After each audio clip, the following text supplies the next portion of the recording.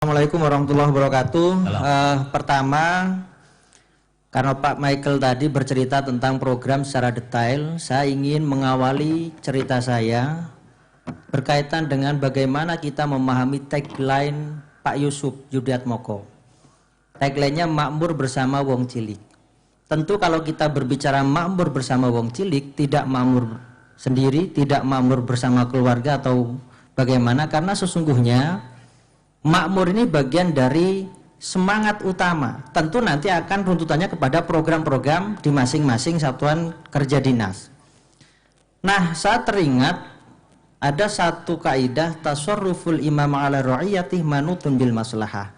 Kebijakan seorang pemimpin kepada rakyatnya harus didasarkan pada kemaslahatan umat, kemaslahatan rakyat. Maka kalau kita berbicara struktur APBD, tentu yang namanya program itu harus berbasis kebutuhan, namanya program itu harus terukur dan target capaiannya jelas.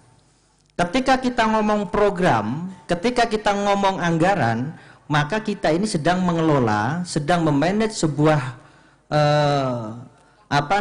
mengelola sebuah pemerintahan yang tentu tidak semudah apa yang kita bayangkan. Semua akan dihadapkan dengan aturan main. Sehingga runutannya, kalau kita mengacu pada Undang-Undang 23 tahun 2014 tentang pemerintahan daerah, pemerintahan itu dibagi menjadi 3 bagian urusannya. Yang pertama adalah urusan pemerintahan umum, yang ini menjadi kewenangan presiden selaku kepala negara. Yang kedua adalah urusan pemerintahan absolut, yang itu menjadi kewenangan pemerintah pusat murni. Ada 6 bidang, ada pertahanan, keamanan, agama, justisi, dan politik luar negeri, serta kebijakan fiskal. Dan yang ketiga adalah urusan konkuren. Nah, urusan konkuren ini kemudian di breakdown menjadi 2. Ada urusan wajib, ada urusan pilihan. Urusan wajib juga dibagi menjadi 2. Ada wajib pelayanan dasar, ada wajib non pelayanan dasar. Nah, saya dalam konteks ini ingin berbicara tentang wajib pelayanan dasar, yang tentu ini mengacu pada IPM. IPM itu apa? Indeks pembangunan manusia. Ada 3 hal strategi yang harus kita bangun.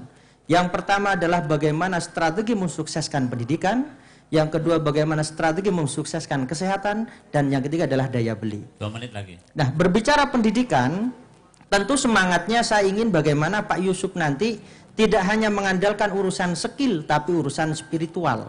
Skill dan spiritual harus seimbang. Nah, selama ini kita melihat, karena yang namanya pemerintahan sebelumnya tentu harus menjadi gambaran dan menjadi rujukan serta menjadi pelajaran agar supaya kita bisa memberikan yang lebih baik untuk kedepannya.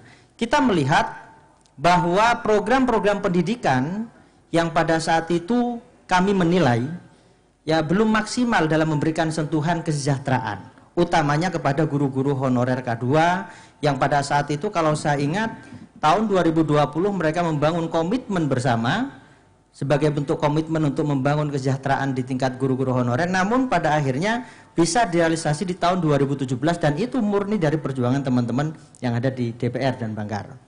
Dan yang kedua, berkaitan dengan urusan spiritual. Spiritual ini bisa dibangun melalui bagaimana lembaga-lembaga pendidikan yang bersifat agamis. Sehingga bagaimana kemudian urusan pendidikan ini perhatiannya harus serius terhadap para tenaga pendidik. Karena kami menilai urusan tenaga pendidik ini masih belum maksimal dalam diberikan kesejahteraan. Oke.